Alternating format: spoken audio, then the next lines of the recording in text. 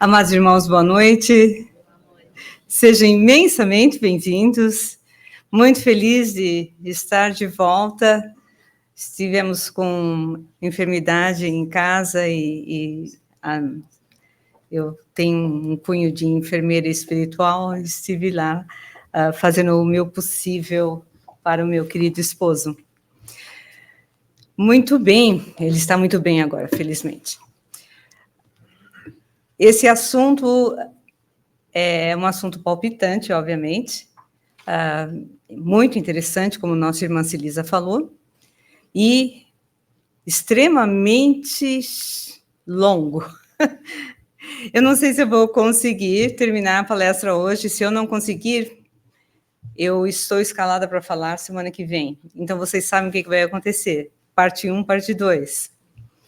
Eu tenho interesse de que a palestra termine hoje, mas como eu gosto de dar espaço para perguntas, talvez o que interesse a vocês sejam a nossa interação, ok? Muito bem. Em primeiro lugar, nós gostaríamos de dar a base do nosso estudo hoje. Obviamente, a grande parte desse trabalho está baseado no livro do Livro dos Espíritos, que trata da questão das almas gêmeas, da incompatibilidade do casamento, enfim, dos programas de reencarnação. O Livro dos Espíritos é interessantíssimo nessa parte. Assim, tem pergunta em cima de pergunta, que são coisas assim do dia a dia, que as pessoas realmente se interessam em saber as respostas. O livro fantástico de Joana de Ângeles, Amor Imbatível Amor. Evolução em Dois Mundos, a gente vai falar um pouco, apesar de poderíamos fazer palestras e palestras sobre esse assunto em cima desse último livro. E um livro da década de 50, talvez hoje em dia pouco conhecido no movimento espírita, mas um dos principais livros da literatura subsidiária sobre o assunto das relações afetivas, das relações familiares, chamado Vida e Sexo, que é um livro bem curtinho, bem fininho, de Emmanuel. Nós fizemos algumas palestras sobre isso, a questão de uns meses atrás, e o livro desapareceu, nós tínhamos coisa de 10 exemplares aí. E aí fica a oportunidade de vocês assinarem o Clube do Livro, não é? Nós estamos aí promovendo, e quando atingirmos o número de 30 participantes no Clube do Livro, nós vamos oficialmente abrir para vocês. A assinatura, vocês vão receber uma vez por mês um livro novo. Se você tiver o livro, você dá outro de presente, porque não existe melhor presente do que a literatura espírita. E claro que a gente tem um livro eletrônico, não é? Mas as pessoas gostam de receber alguma coisa na mão, não é? Tipo chocolate, né? Você não quer receber chocolate virtual. Muito bem.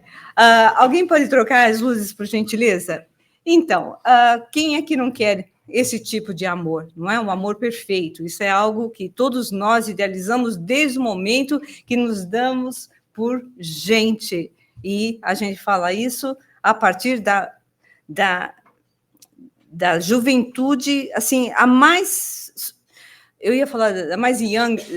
Quando você ainda é pré-adolescente, você muitas vezes já está pensando no menininho, na menininha, na escola, já começa a aparecer, não é? Aquele interesse pelo sexo oposto. Muito bem, buscamos o interesse por um outro coração, é isso que importa.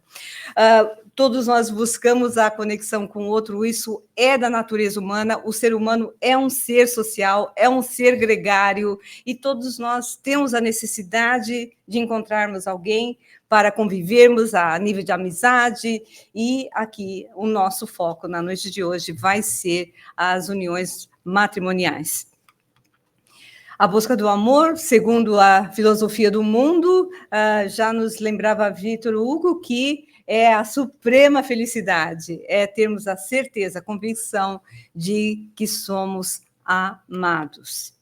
E interessante que a psicologia, já desde os anos 60, já relaciona como a necessidade de família, de amizade e da interação íntima, que devido ao número de de pessoas por talvez menos de 14 anos, a gente vai procurar direcionar a nossa conversa de forma diferente, mas é o terceiro nível da necessidade humana. Então, essa é a famosa pirâmide de Maslow, né, que mostra como a principal necessidade humana, do ser humano, obviamente, é o ar, a água, a comida, alimento, não é? O repouso e outras coisas aí que vocês estão vendo, não é? Até a necessidade, não interessa as outras necessidades. Muito bem. A segunda necessidade é a de segurança. Todos nós precisamos de um teto sobre a nossa cabeça, não é? Precisamos de emprego, de recursos, de saúde, de termos um senso de propriedade. E, incrível, num nível fortíssimo, é realmente essa necessidade de belonging, de pertencimento, de família, de amizade e de relações íntimas com alguém. E a necessidade do amor já está até prescrita na própria Bíblia, não é? Tão linda, poético, que inspiração do profeta, não é? É melhor ser dois do que um. É melhor ser dois do que um. Pergunto para vocês. Será que isso vale até hoje, no século XXI? Eu vou trazer uma pesquisa para vocês, muito interessante. Eu só gostaria de ter uma ideia da percepção de vocês. Nós aqui estamos... essa frase é de mais de 3.000 anos, ok? E eu gostaria de saber, no século XXI, o que vocês sentem? É melhor ser dois... É melhor ser dois do que um? Sim ou não? Levanta a mão. Quem acha que a gente não precisa ser dois? Só para eu ter uma ideia, por favor. Alguns seres. Ok, all right, ok. 3 filhos, 10, enfim. Ok, wow, my goodness. Ok, e aí, olha só que interessante, não é? Kardec fez essa pergunta para os espíritos superiores. A questão da igualdade relativa de número entre o sexo masculino e o feminino na humanidade é uma indicação, ou seja, a igualdade, literalmente, a igualdade numérica aproximada entre os sexos é um indício da proporção em que eles devem se unir? O que vocês acham? Qual seria a resposta? O que você acha que os espíritos responderam? Sim ou não? Sim. Sim, realmente. Sim, a resposta é afirmativa, pois tudo tem um fim na natureza. Muito bem, aqui vem a pesquisa, interessantíssima, porque ela é relativamente recente. Nós estamos falando de 2013, depois alguns dados de 2004, se eu não estou enganada, e outros de 2019, que não está tão longe assim. Né? Então, aí vem a pergunta, por que se casar? Não é? Por que se casar? Então, a resposta vai mostrar a porcentagem de pessoas que acha importante ser casado, não é? Então, é a porcentagem das pessoas que dizem, na realidade, que é muito importante ser casado. Então, nós temos aí que é 93% da população, e nós estamos ainda falando de, na realidade, ao todo, mais de 3.000 pessoas, coisa de 3.000 pessoas, e nós temos aí, mesmo as pessoas que não são casadas, ainda consideram, a nível de 84%, que ainda é importante ser casado. Muito bem. Vamos aí, as pessoas que se casaram antes, ou que nunca se casaram. Então, vamos aí. 4 in 10 numerous involved. Ok. Vamos ver se eu lembro exatamente. As pessoas que se casaram, que nunca se casaram antes. Ok. 4 em 10 casamentos envolvem um novo casamento. Essa pesquisa. Então, desculpe, essa é a resposta da pesquisa. Não é? Então, se você se casou pela primeira vez, os dois cônjuges casando-se pela primeira vez, a possibilidade deles se casarem de novo é 60%. Se um dos esposos, 20%, dos dois, 20% também. Então, muito alta a proporção aí do novo casamento. A maioria dos adultos com mais de 30 anos dizem que viver junto antes do casamento, essa é a pesquisa, né? É a pergunta, e a resposta ao mesmo tempo vai vir em seguida. A pesquisa querem saber se viver junto antes do casamento é algo positivo, que possa levar ao sucesso do casamento. Então, aí nós temos qual é a chance se você simplesmente coabita, não se casa necessariamente, né? Você resolve viver com alguém, então qual é a chance de você dar mais certo se você se casar? Então, todo mundo está dizendo o quê? O quê?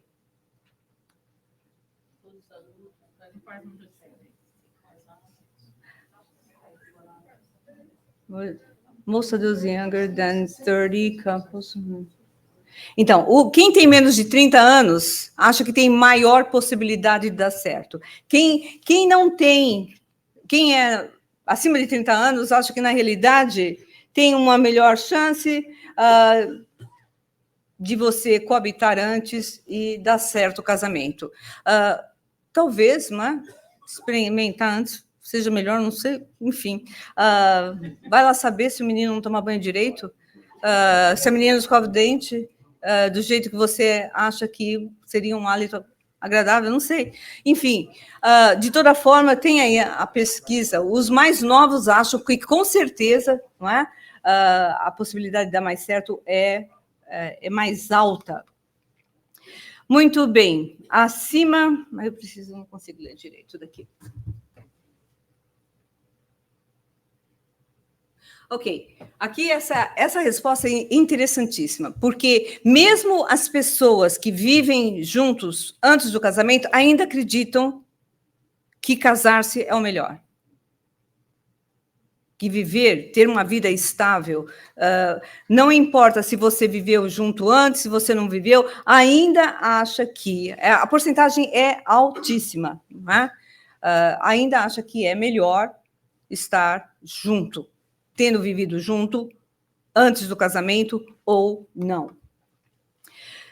Essa também é quase poética, a resposta dessa pesquisa. O seu primeiro grande amor. Você se casou com seu primeiro amor? Com seu primeiro grande amor? Então, a possibilidade de você continuar com o seu grande amor é de 60%. Se você casou com esse seu grande amor aliás, se o seu grande amor foi o seu primeiro casamento, a possibilidade de você continuar casado é altíssima, 64%. Se não se casou antes com o seu grande amor, a possibilidade de você ainda continuar amando o seu parceiro também é bastante alta, de 56%. Agora, veja aí, esses são os primeiros casamentos, né? A possibilidade de você nunca nem ter pensado em largar o seu parceiro, que, cá entre nós, é um desafio que eu não sei se as pessoas mentiram, porque não é possível.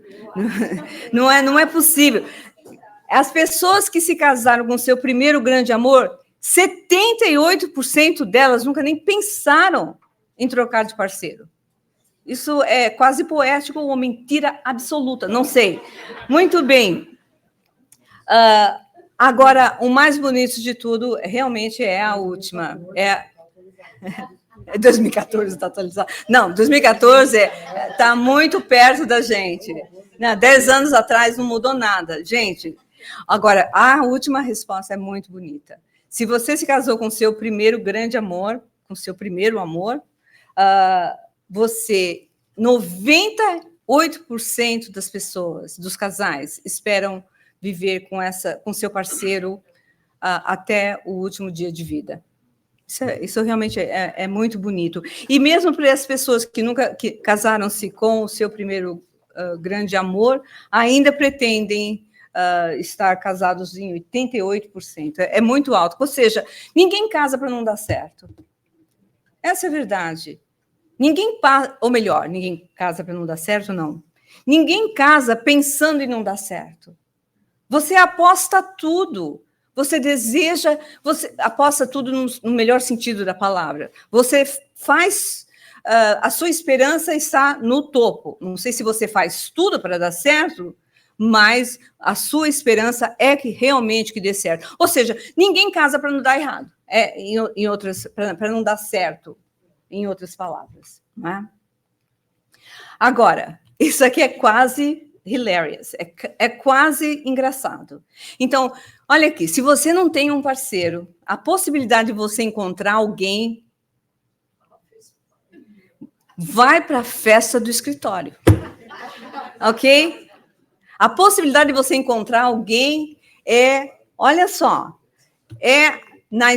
no trabalho e no dia da festa do trabalho. Então, sabe aquela comemoração de final de ano? O churrasco não sei de onde, vegetariano não sei de onde, vai lá. Você tem a possibilidade altíssima de encontrar alguém no ambiente social de trabalho. Muito bem. Qual é a possibilidade de você encontrar alguém através... Qual é uma outra alta possibilidade de você encontrar alguém? Através dos seus amigos que sejam mútuos, não é? Se você estiver lá pelo Publix, pelo Walmart, a possibilidade de você encontrar alguém já vai baixando. Agora, gente, me surpreendeu a resposta seguinte. A possibilidade de você encontrar alguém nas dating platforms é muito baixa. Eu, sinceramente, pensei que fosse altíssima, porque onde que você encontra alguém hoje? Na academia, ninguém nem olha para sua cara. Não sei se você já tentou.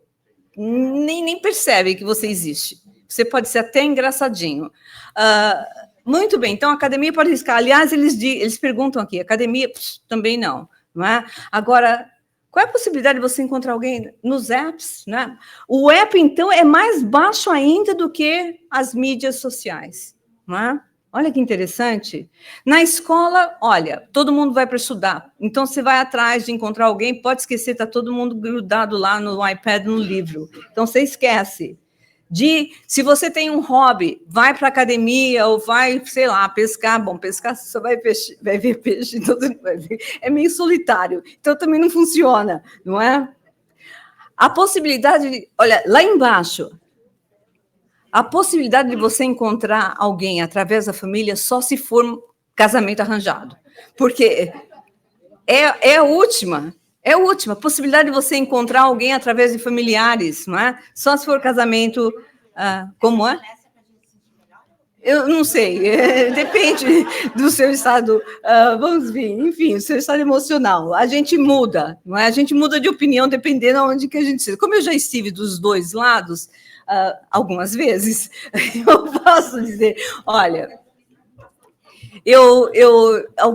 Algumas pessoas sabem da minha vida pessoal e eu não tenho problema nenhum de falar dela, algumas partes dela em público. E eu faço questão de falar sobre isso, porque eu já fui casada 3 vezes. Então, você fala, Lívia, que raio de você acha que você tem cabimento de fazer uma palestra sobre almas gêmeas? Bom, eu posso falar sobre almas gêmeas, com certeza. E gêmeas também. Então, veja, eu vou ser muito sutil em função da idade de alguns presentes. Então, o meu primeiro casamento, eu me considero uma heroína, porque a situação ficou gravíssima. Eu passei por situações de risco de vida várias vezes, durante 18 meses. E aí, um dia eu criei coragem, bum, e era uma pessoa que me hipnotizava, me manipulava por completo, era bastante mais velha que eu, e era provavelmente um dos meus primeiros grandes amores, que eu tive alguns. Muito bem, mas era uma pessoa que me dominava, e eu tive a coragem, no dia que eu tive um acidente, era assim, isso é interessante para todos ouvirem, inclusive as pessoas mais jovens. A pessoa manipulava, não é?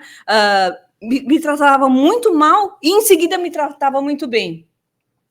Era uma coisa impressionante. Então, eu ficava assim, naquele jogo, nossa, Não pode ser. Então, eu achava que quem estava analisando a situação errada era eu.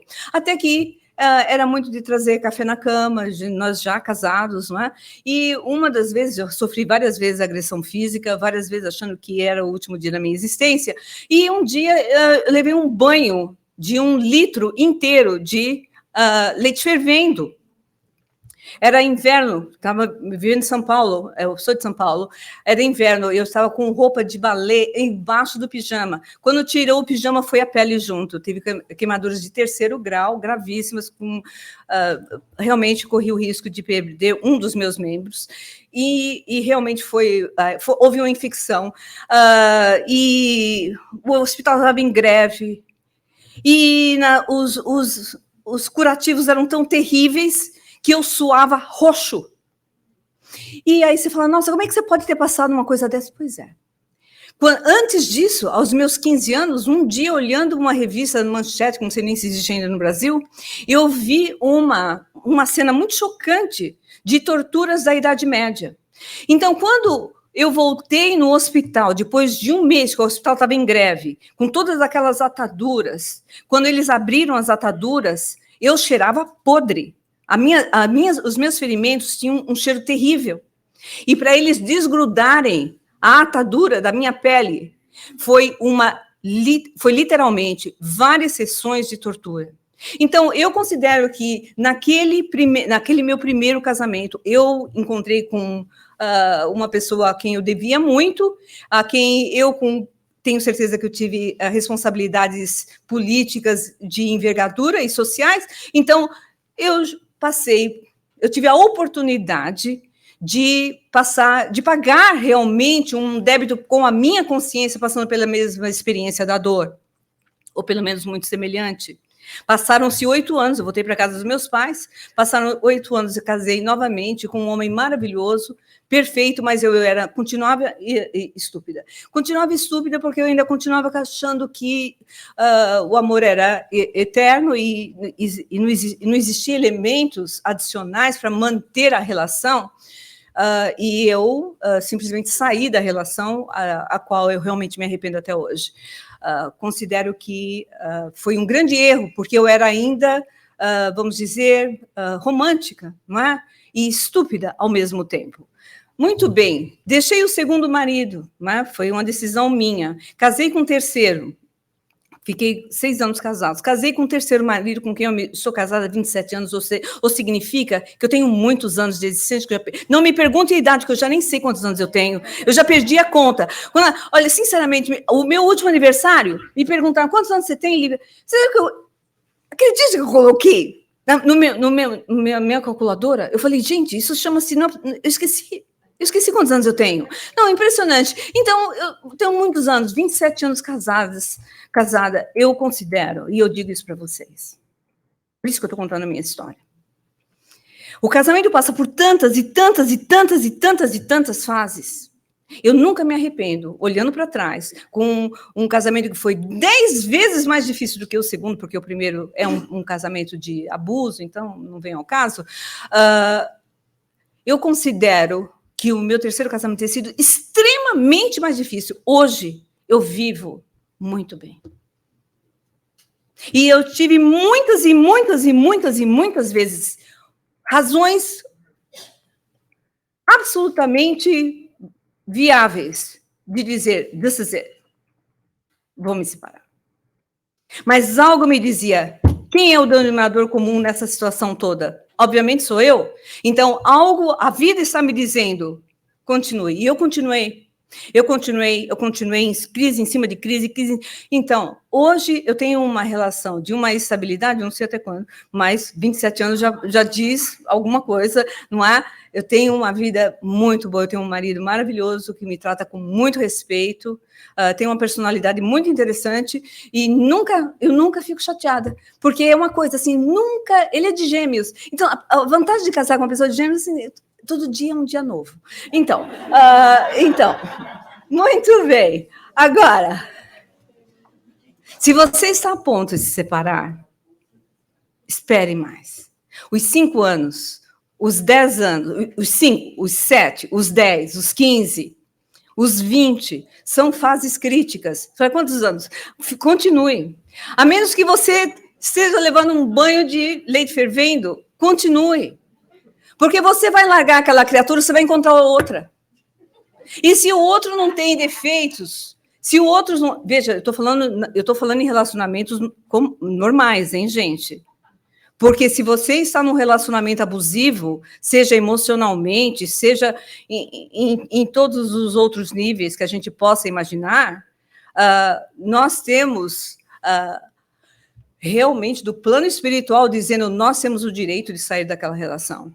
E às vezes exige de nós, na realidade, a sua prova é ter a coragem de sair daquela relação abusiva e hipnótica. Não é? Então, não existe o preto e o branco, cada caso é um caso. Mas para relações normais, pense bem, todo mundo casou de novo. Olha aí a pesquisa, todo mundo quer casar de novo, todo mundo casou de novo, ou todo mundo está vivendo com alguém de novo. As pessoas querem viver com alguém. É preferível estar com alguém. Pelo menos por um tempo, você pode estar feliz, meio solteiro, já casei tantas vezes, não me interessa. Mas é bom ter alguém, você chegar em casa, ter alguém com quem conversar, não é? Ter alguém com quem partilha a sua vida, enfim, construir algo. Isso é uma possibilidade. E se você saiu de um relacionamento recentemente, você não quer nem pensar na possibilidade de refazer a sua vida com outra pessoa. Você quer mais é ficar sozinho, e graças a Deus estou sozinho ou sozinha. Mas é do ser humano, e a pesquisa nos demonstra isso, que nós temos uma natural necessidade de buscar o outro. Mas isso aqui é muito interessante. E essa é a última parte da pesquisa que eu vou mostrar para vocês.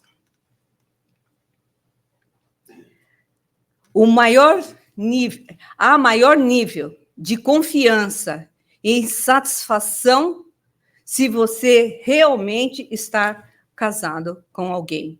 Ou mesmo as pessoas que vivem junto com alguém ainda consideram que ainda é melhor estar junto com alguém, casado com alguém. Agora, veja que a porcentagem vai diminuindo com relação ao tipo de pergunta. Por exemplo, a possibilidade de você confiar no seu parceiro diminui muito se você simplesmente mora com alguém, não é? A possibilidade da comunicação também diminui bastante. O interesse de fazer com que aquela relação dê certo diminui bastante. Agora, eu faço questão de chamar a atenção para um detalhe. Nós estamos vivendo numa sociedade diferente. Então, a coabitação é algo relativamente normal. No Brasil, as leis evoluíram socialmente. Evoluíram muito. As pessoas que são casadas, ou melhor, as pessoas que coabitam, têm os mesmos direitos, e eu não estou falando de direito de divisão de bens, gente. Eu estou falando de direitos do seu parceiro, da sua parceira estar num hospital e você não poder dar um pio no tratamento. De você não ter direito na questão da divisão de filhos, na decisão de vocês terem um negócio junto. As leis do Brasil estão muito mais adiantadas do que os Estados Unidos, porque se você... Aqui, a maioria dos estados, cada estado tem uma lei diferente, mas aqui nos Estados Unidos, se você não estiver casado legalmente com alguém, você não tem direito algum. Algum. Nenhum. E veja que as pessoas do mesmo sexo, o quanto que elas têm lutado para serem legalmente casados. Porque você mora com alguém, 10 anos, 15 anos, 20 anos, seu parceiro está no hospital, você não tem como dar uma opinião, quer que seja, nenhuma, você não tem nenhum poder legal de decisão sobre o tratamento, sobre a vida da pessoa, enfim, são tantas as implicações. Eu nunca me esqueço de uma história real, de coisa de 15 anos atrás, eu fiquei sabendo de um casal que morava junto também há muito tempo, tinham filhos juntos, mas a família do rapaz não gostava da moça. O rapaz, no dia do Thanksgiving, teve um ataque de coração, morreu, no mesmo dia, na hora. A família da moça, a família do rapaz, colocou a moça dentro de uma semana na rua, com os 2 filhos. Ela não teve direito a absolutamente nada. Eles tinham um negócio significativo, onde ela era um parceiro, um sócio ativo. Então, a pessoa simplesmente, olha, ficou na miséria, ela e os filhos, pelo ódio da família. Mas moram juntos, tem filho. Não tem lei que vá te proteger. Portanto, a questão da legalização do casamento, ela precisa ser pensada e repensada. Você não quer se casar? Já casou muitas vezes. Se eu casasse de novo, não sei se eu casaria de novo de verdade, assim, do papel. Enfim, não tenho mais nem tempo de casar, porque, afinal de contas, já estou perto dos 100. Mas, seja como for, uma coisa que as pessoas não podem ignorar, e as pessoas estão ignorando, é o rito de passagem. É o rito de passagem. O que você está falando, Lívia? Pois é. As pessoas começam a morar junto. Você já viu jovem na faculdade começando a morar junto? Eles começam a morar junto para dividir despesa. Ok? E nem na faculdade. Assim, saiu do high school, morando junto para dividir despesa. Arranja um bendito de um roommate. Não fica já casando direto, enfim, casando, quer dizer, coabitando com a pessoa para pagar despesa. Mas, seja como for, brincadeiras à parte, o rito de passagem. As pessoas começam a morar junto e aquilo é um compromisso. Você está dividindo sua vida íntima com alguém. Você está dividindo a parceria da casa com alguém, as despesas, os chores da casa, as tarefas diárias. Você está dividindo a sua vida com alguém. E você vai deixando, e você vai levando. Mas o seu aniversário você comemora, e o da dela também. Você se forma, uma formatura as pessoas comemoram. O que mais que as pessoas comemoram? Primeiro ano do filhinho. Tem até festinha de primeiro ano de idade. As pessoas religiosas, primeira comunhão. Enfim, me dê mais aí umas comemorações importantes da vida de todos nós. Debutante, o tal dos 15 anos, aqui nos Estados Unidos é The Sweet 16, né? São os 16 anos. O que mais? Como? Bar mitzvah para os nossos irmãos da religião hebraica. Enfim, as pessoas comemoram eventos da sua vida. São importantes ou não? São muito importantes. Então, se você quer coabitar com alguém, não quer casar legalmente pelos motivos X, Y, Z que não venham ao caso, faça um almoço, faça um jantar, faça um encontro simples, faça um evento. Deixa a moça lá vestida de uma forma especial, o rapaz também. Comunica oficialmente o seu relacionamento para os amigos. Celebre essa decisão. Isso é confirmado pela psicologia. A importância dos ritos de passagem. O casamento é um rito de imensa importância na vida. E se você não quer se casar legalmente em cartório algum, você faça uma cerimônia simples, não necessariamente religiosa, marcando o evento, a decisão que vocês dois tomaram. Porque é uma decisão. E se você não faz, você não toma consciência dessa decisão, você vai levando. Morar junto com alguém não é um supermercado. Eu vou escolher o Walmart ou o Publix. É uma decisão de vida. E isso a psicologia diz, isso não é opinião, pessoal. A importância de o casal marcar, celebrar essa decisão de vida. Você fala, nossa, estou ouvindo isso agora pela primeira vez, eu já moro junto com a minha namorada, deixa eu ver, 20 anos. Não importa. Aqui não tem, nos Estados Unidos, um tal de reafirmação dos votos? Use isso como uma desculpa de reafirmar os seus votos e convidar os amigos e celebrar a sua relação. São momentos de grande emoção da alma e que tem grande influência na vida das pessoas. No entanto, você casou, segundo ano, olha... Segundo ano, olha aqui. Primeiro ano, todo mundo feliz.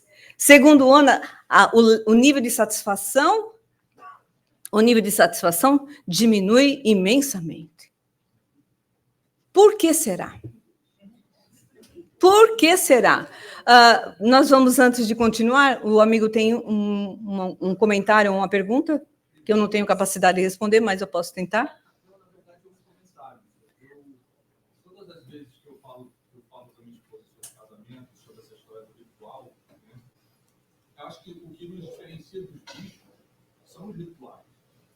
E esse ritual de se casar é um ritual que mostra para você mesmo e para todo mundo. Exatamente. Que resolveu tomar essa decisão. Tem um efeito psicológico imenso. Isso. E todos os bichos, você não vê uma girafa se formando.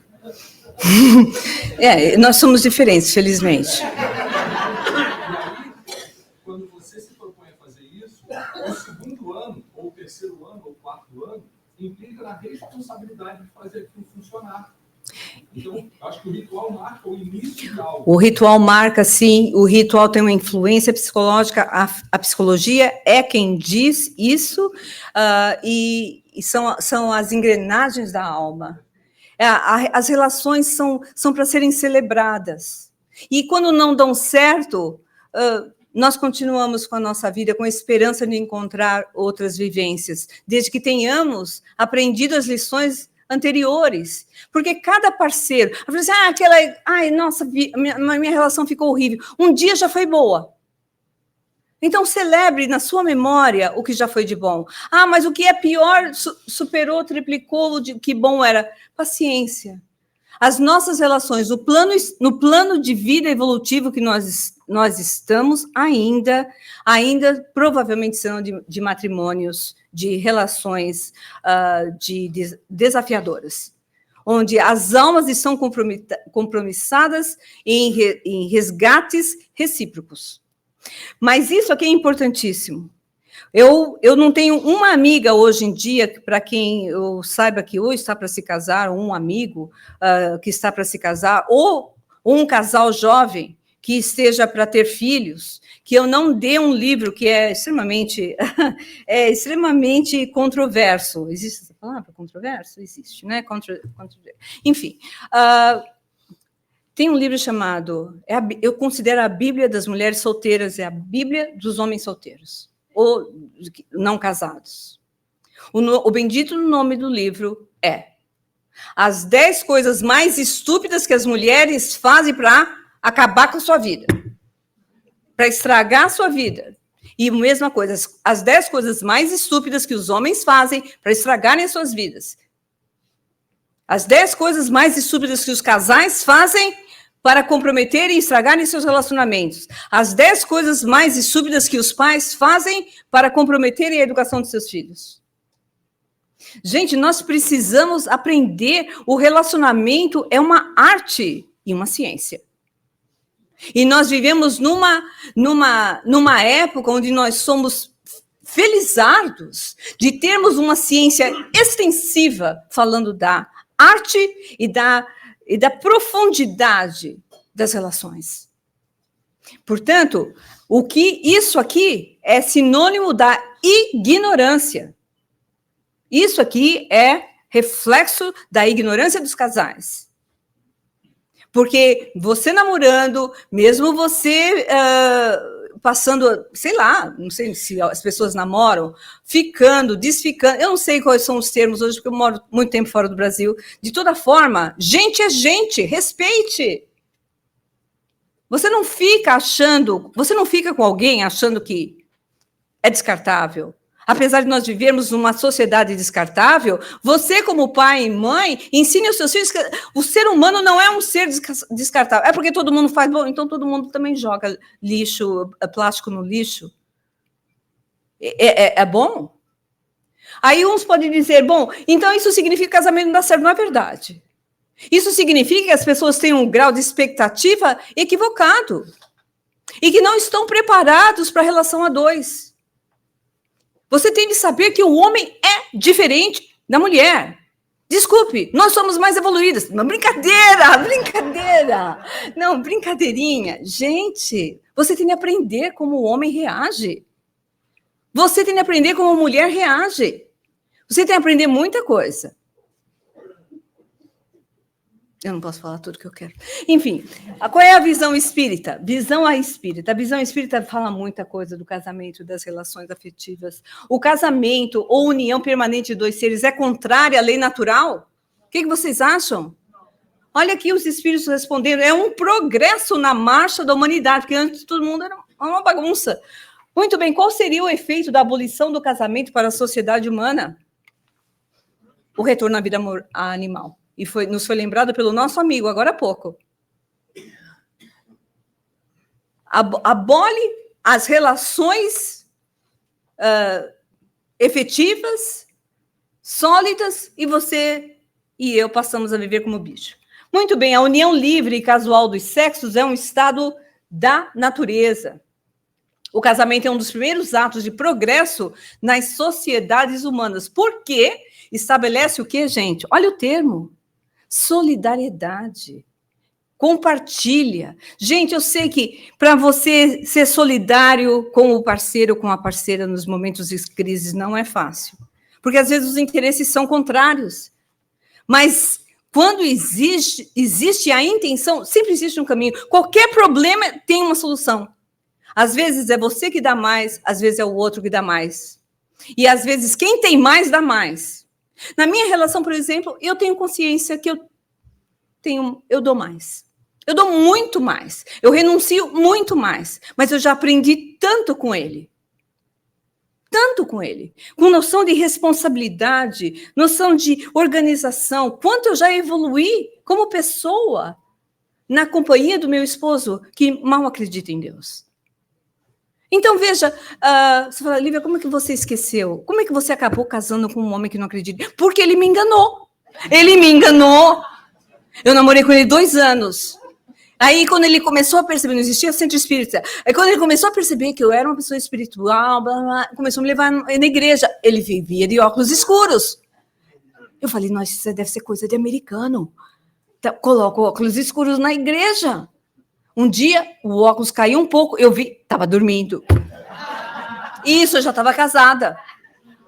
Mas assim, ó, ok? Mentira daqui de nível alto, ok? Muito bem, um dia eu coloquei ele na parede, você acredita em Deus? Ok, muito bem.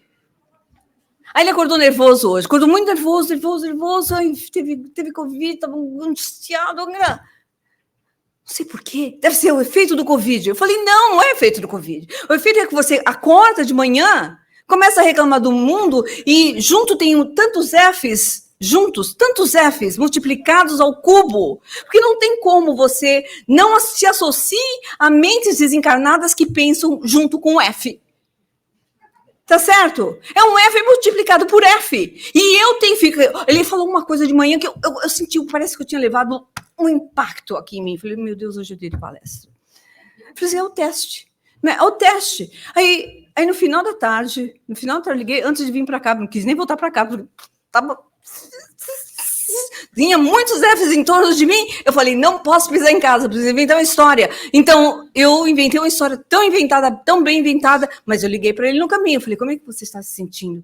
Aí ele falou, não deve ser desfeito do Covid. Eu falei, não, eu que estou fora do centro. Faz mais de 10 dias, em função da sua enfermidade. Tem muita coisa acontecendo. Ontem foi o Super Bowl, eu não fiz o Evangelho no Lar. Tá cheio de espírito nessa casa. Ai, mas o jogo foi demais. Então, eu pedi perdão para os meus amigos espíritos. Eu falei, vocês me desculpem, mas hoje não dá. Hoje tá demais. Aí não teve jogo. Então, claro, os espíritos respeitaram a minha decisão, mas os Fzinhos ficaram em torno da minha casa. Eu falei, você fica tranquilo, eu tô indo pro centro. Todo mundo vai junto comigo e vai ficar lá. Você tem certeza? Tenho certeza. Amanhã não tem F de manhã. Eu quero um bom dia sem F. Ah, tá bom, está comigo. Falei, beleza, então, tratado. Olha aqui. Então, muito bem. Mas é assim, uma linguagem pedagógica. Não sei onde eu aprendi isso. Muito bem. A abolição do casamento seria o retorno à infância da humanidade? Já sei. 3 casamentos, no mínimo. Fora os das outras vidas. Muito bem. A abolição do casamento seria o retorno à infância da humanidade e colocaria o homem até mesmo abaixo de alguns animais. Eu brinco com vocês, mas o assunto é muito, muito sério e grave. Mas eu mantenho vocês acordados no meio da palestra. Muito bem, solidariedade mútua. Solidariedade mútua. O casamento é um dos primeiros atos de progresso das sociedades humanas, porque estabelece a solidariedade fraterna. E Emmanuel nos faz esse comentário belíssimo. O casamento ou união permanente de 2 seres implica o regime de vivência pelo qual 2 criaturas se confiam uma à outra no campo da assistência mútua. Essa união reflete as leis divinas, que permitem seja dado ao esposo, um esposo para uma esposa, um companheiro para uma companheira, um coração para outro coração. Ou vice-versa. Na criação e desenvolvimento dos valores da vida. Está no livro Vida e Sexo. Belíssimo, né, gente? Que profundidade. Que profundidade. A vida é para ser vivida, ela pode ser vivida, os casamentos podem dar certo, e eu sou uma walking proof que o casamento pode dar certo. São 27 anos de convivência. Foram tantos altos e baixos, e hoje nós temos uma amizade, um respeito um pelo outro, da qual que eu acho que nós dois, quando desencarnarmos, vamos estar felizes com a decisão. Porque eu tenho certeza que não foi fácil ele conviver com uma mulher que está 3 vezes à noite dentro de um centro espírita e às vezes 4, considerando o sábado. Então, foi uma aprovação para ele, apesar de eu ser uma pessoa tão simpática. Muito bem, as leis do casamento, não é? As leis são divinas. As leis, essencialmente, são divinas em 2 níveis. As leis morais, que envolvem o amor, e as leis materiais, que envolvem as relações que vão gerar a união sexual. Portanto, o objetivo do casamento, por incrível que pareça, são realmente os filhos. Não é? É através da organização da família que você tem a possibilidade de formar um centro emocional estável para a vinda dos filhos. Nós não estamos falando quando a relação se desequilibra, quando os casais se separam. Isso é um outro assunto, é uma outra aprovação coletiva da família. Dolorosíssimo. São capítulos dolorosíssimos da vida dos casais e das famílias. Mas o objetivo maior, realmente, é você possibilitar um mínimo de estabilidade. E uma coisa certa, se nós estamos nos separando, o máximo, ou melhor, o mínimo que nós podemos fazer é buscarmos respeitar a maturidade emocional dos nossos filhos. E, pelo menos, não discutirmos, obrigarmos, nos desrespeitarmos quando estivermos com os nossos ânimos à flor da pele na frente deles. Você não quer levar, você não quer que esse legado seja o legado que você leve para uma criança, para um adolescente que está amadurecendo. É difícil, eu tenho certeza. Mas para isso existe porta. Você tranca a porta e diminui a sua voz. Aí você grita alto, baixo. Mas não na frente dos filhos. Obviamente, as leis humanas nos diz no Evangelho segundo o Espiritismo e no Livro dos Espíritos, os mentores são claros, as leis humanas são humanas, elas mudam de país para país, de tempo a tempo, portanto, a indissolubilidade do casamento pertence às leis humanas. O que está lá nas escrituras, de que não separe o que Deus juntou, Deus não junta corpos, Deus junta almas. E os mentores nos dizem claramente, o divórcio só vem oficializar o que de fato já está separado. E essas observações a gente vai encontrar, não é? Por favor, refiram-se ao capítulo 28, não é? Do Evangelho. Na união conjugal, desculpe, é o 22, tem toda a relação. É um capítulo que fala do casamento e do divórcio ao mesmo tempo.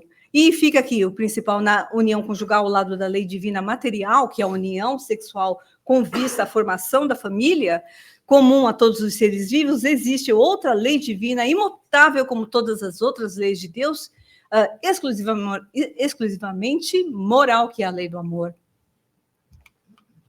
O divórcio, obviamente, Kardec pergunta claramente aos mentores, diretamente aos mentores, a ideia que o casamento não pode ser dissolvido está na lei natural ou apenas nas leis humanas? Obviamente, é uma lei humana muito contrária às leis naturais.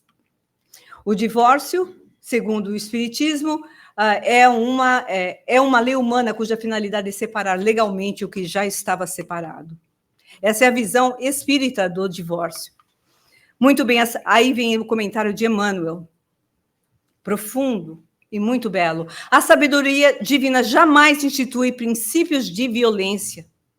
E o espírito, conquanto em muitas situações agrave os próprios débitos, dispõe da faculdade de interromper, recusar, modificar, discutir ou adiar transitoriamente os desempenhos dos compromissos que abraça. Porque quando nós nos casamos com alguém, isso reflete os direcionamentos, os planejamentos do plano espiritual que nós escolhemos antes dessa reencarnação.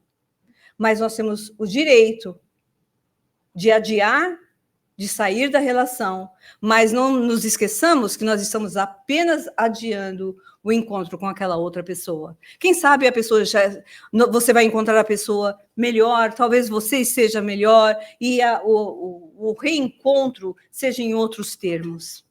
Em muitos lances da experiência, é a própria individualidade na vida do espírito antes da reencarnação que assinala a si mesmo um casamento difícil, ou seja, você está escolhendo um companheiro difícil. Veja aí. Você escolheu, eu também, o casamento difícil que faceará na instância física, chamando a si o parceiro ou a parceira de existências pretéritas para os ajustes que lhe pacificarão a consciência à vista dos erros perpetrados em outras épocas. E, finalmente, reconduzida, porém, à ribalta terrestre, assumida a união esponsalícia, que atraiu a si mesma, ei-la, a pessoa, desencorajada à face dos empeços que se desdobram à sua frente. Por vezes, o companheiro ou a companheira voltam ao exercício da crueldade de outro tempo, seja através do menosprezo, desrespeito, violência ou deslealdade, e o cônjuge prejudicado nem sempre encontra recursos em si para se sobrepor aos processos de dilapidação moral de que é vítima. E aí é que Emmanuel diz, portanto, nesses casos você tem o direito de escolher. Aliás, nós temos sempre o direito de escolher, embora as consequências sempre venham de uma forma ou de outra, compelidos, muitas vezes, às últimas fronteiras da resistência. É natural que o esposo ou a esposa, relegado ao sofrimento indébito, se valha do divórcio por medida extrema contra o suicídio, homicídio ou calamidades outras que lhe complicariam ainda mais o destino. Então, se é para piorar, é preferível separar. Se é para agravar nesse nível, é preferível separar. As penitenciárias estão repletas de dramas passionais que poderiam ter sido evitados com uma separação legal. Nesses lances da experiência surge a separação à maneira de benção necessária e o cônjuge prejudicado encontra no tribunal da própria consciência o apoio moral da autoaprovação para renovar o caminho que lhe diz respeito, acolhendo ou não a nova companhia para a jornada humana. Ou seja, você está se divorciando e você pode vir a ter uma outra companhia ou não. Diga. Pois não. No seu caso e no meu, casamos 3 vezes. Isso já estava no nosso plano reencarnatório? Nosso plano reencarnatório? Se o casamento está no nosso plano reencarnatório, a gente fazer isso... Não, eu diria que provavelmente não. Provavelmente não. Os casos pessoais são sempre casos pessoais, e cada um caso é um caso, mas provavelmente o meu segundo casamento deveria ter continuado. Percebe? Eu casei com um homem bom, justo, não é? E me descasei, encontrei um homem dificílimo. E eu poderia ter me separado de novo. Mas o meu outro ex-marido era um homem bom, que me respeitava, ao que eu olho para trás e digo, eu tive a felicidade de encontrar aquela criatura. Então, a responsabilidade eu o fiz sofrer muito, a responsabilidade que eu considero que, pelos sofrimentos que eu já atravessei nessa existência, eu já me considero quites com a minha consciência, mas eu considero que eu acabei atraindo uma pessoa frente aos meus débitos do passado, que eu não tenho, a minha percepção é que eu não conheço esse meu marido atual de outras vidas. Olha que impressionante. Eu considero que eu fui atraída em função dos meus débitos, mas não porque eu tinha relação com ele. É claro que sempre tem um começo, né, gente? As relações podem ser de 300 vidas atrás, mas uma vez você vê um começo. Como é que o começo acontece? Pelas afinidades magnéticas, pelas identidades de pensamento, de intenções, de interesses. É assim que vai acontecendo. Mas a maioria de nós, depois de estarmos na Terra há mais de milênios e milênios e milênios, hoje, desculpe, gente, nós não somos as pessoas mais inteligentes nas escolhas. O bom é que, pelo menos, a gente aprenda em algum nível. Eu considero que eu estou saindo dessa vida bastante amadurecida. E eu sempre gosto de usar o meu exemplo, porque eu acho que pode servir para outras pessoas. Não é? Eu vou pular, porque eu faço questão de usar essa pergunta.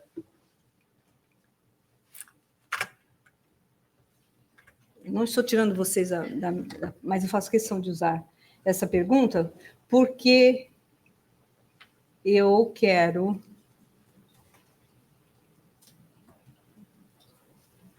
Eu quero falar disso aqui, depois eu retorno, faço essa... Eu volto a esse assunto de uma forma diferente, ok? Tudo bem? Porque o tempo já foi, mas eu quero terminar com essas observações aqui. Vocês estão aguentando um pouquinho mais? 5 minutinhos a mais? 7? Muito bem. Tipos de casamentos, né? São vários os tipos de casamentos. Casamentos afins, né? Pessoas com identidades de interesses, de afinidades de alma, não necessariamente são iguais. Os casamentos afins têm grande probabilidade de dar certo. As pessoas são, às vezes, de personalidades completamente opostas, mas um apoia o outro. Um estimula o outro. Um não compete com o outro. Esses são os casamentos que dão certo. As pessoas não são necessariamente de personalidade semelhante, não é? Claro que personalidades diferentes exigem um nível de inteligência emocional muito maior, mas as pessoas com isso diz a psicologia, não eu. As personalidades semelhantes, elas tendem a ter relacionamentos competitivos. Competitivos. Quem é o melhor pai, quem é a melhor mãe, quem é o melhor, mais bem-sucedido profissional, quem é o melhor isso. Às vezes é algo que o casal não processa, mas que acontece na relação. Os casamentos transcendentais, o próprio nome já diz, são casamentos missionários. Nós podemos, obviamente, lembrar dentro da doutrina espírita de Allan Kardec e sua esposa, Amélie Boudet, né? Não tiveram filhos e vieram com uma missão coletiva. Um outro casal muito, muito, muito bonito de se analisar na ciência, o casal Curie, né? Os químicos, que são os dois como casais, descobriram a radioatividade afetividade. Não é? Os dois compartilharam um prêmio Nobel. Naquela famosa fotografia de Einstein, no começo do século, com todos os outros cérebros reencarnados no começo do século, estava a única mulher, era Madame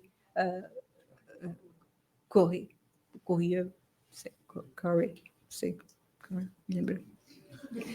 me lembro, não sei pronunciar.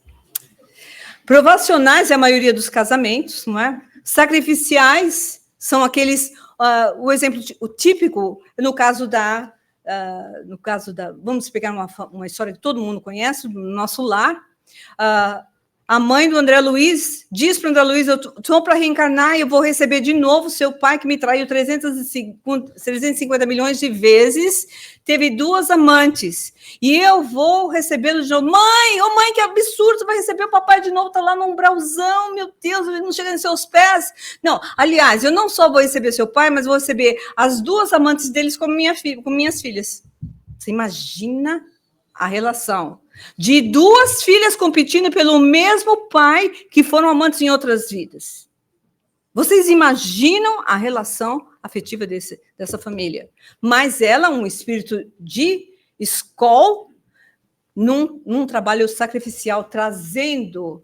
Imagine você amar a ponto de receber como suas filhas as 2 amantes do seu marido? Não é nenhuma, 2. Muito bem. E os casamentos acidentais? Essa é a minha parte melhor. Porque você vem com um plano de vida. Até, eu diria, no meu caso, 2 vezes. Porque o meu primeiro marido, eu considero que a minha aprovação era ter a coragem de sair da relação hipnótica. Mas, às vezes, você vem com um plano de vida para casar com um, distraído, casa com outro. Ou desesperada, mulher desesperada é um problema, gente. É um tal de casamento acidental. Não, porque meu tempo está passando. E você casa com o primeiro que mais interessante. Então, vamos aí. Programação reencarnatória. Essa maravilha. Esse rapaz lindo de morrer. Provavelmente inteligente, tem cara de inteligente. Homem inteligente tem cara de inteligente. Nem sei, não, maioria. Então, tá aí, o rapaz, não é? O programa de vida dele, a programação reencarnatória, é a nossa bela moça aqui. O nome dela é Mônica. Esse é o plano A. Plano A é desse rapaz, que é o Rafael, de casar com a Mônica. Muito bem. Aí aparece o plano B. O plano B é essa engraçadinha aqui, não é? Essa engraçadinha aparece na vida do Rafael. Ele fica, e agora? Não é? Não sabe. Muito bem. Aí, casa com a Mônica, se separa da Mônica, fica com o plano B, aí aparece quem? A Carla, coitada, também pode dançar. Olha, porque traiu? Não, porque separou da mulher para ficar comigo, separou do marido para ficar comigo. Bom, seja inteligente. A pessoa já separou para ficar com outro. Você acha que você está aonde na escala evolutiva das decisões dessa pessoa? Muito bem. Aparece quem? O plano nenhum. O plano nenhum. O plano A, tá bom. Se não der certo com a Mônica, o plano espiritual pensando, bom, não der certo com a Mônica, ok. Tem lá o plano B, que é a Carla. Aí aparece a belezinha aqui, a belezíssima. O outro, sim, se o quê? Se apaixona? Se encanta, é a palavra que eu estava procurando.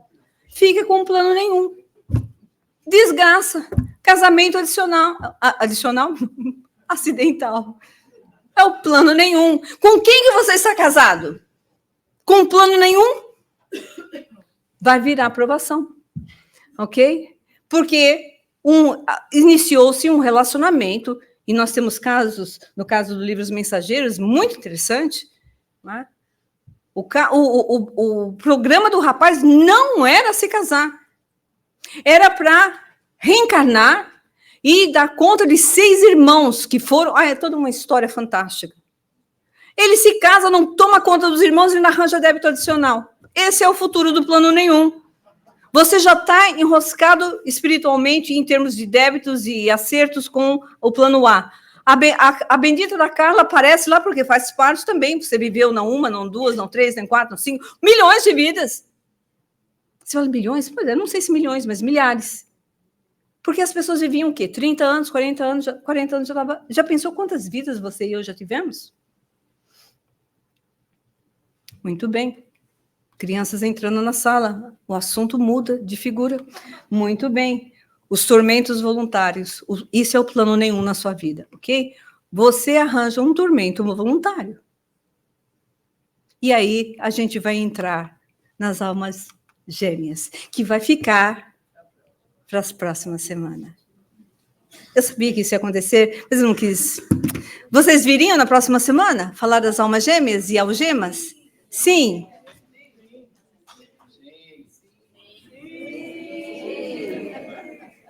Muito bem. Desculpem, mas eu achava, eu vim planejando, eu vou com o fluxo, com as energias e com o fluxo do público. Eu achei que talvez compartilhar. Eu perguntei para o meu mentor, falo da minha vida ou não? Falo, assim, vamos ver. Foi muito forte a inspiração. Eu resolvi falar da minha vida, que se ela tiver. Claro que eu não falei tudo, e não me perguntem detalhes, porque tem muito mais coisa. Teve alguns planos nenhuns, não interessa. Não é da sua conta. Nós continuaremos esse assunto na semana que vem, parte 2. Aí falaremos das almas algemas, em outro nível, ok? Muito bem. E as almas gêmeas também, que é muito bonito. Temos algumas histórias para contar. E agora nós terminamos, agradecendo a presença e a atenção de vocês. Espero que tenhamos aproveitado a noite de hoje.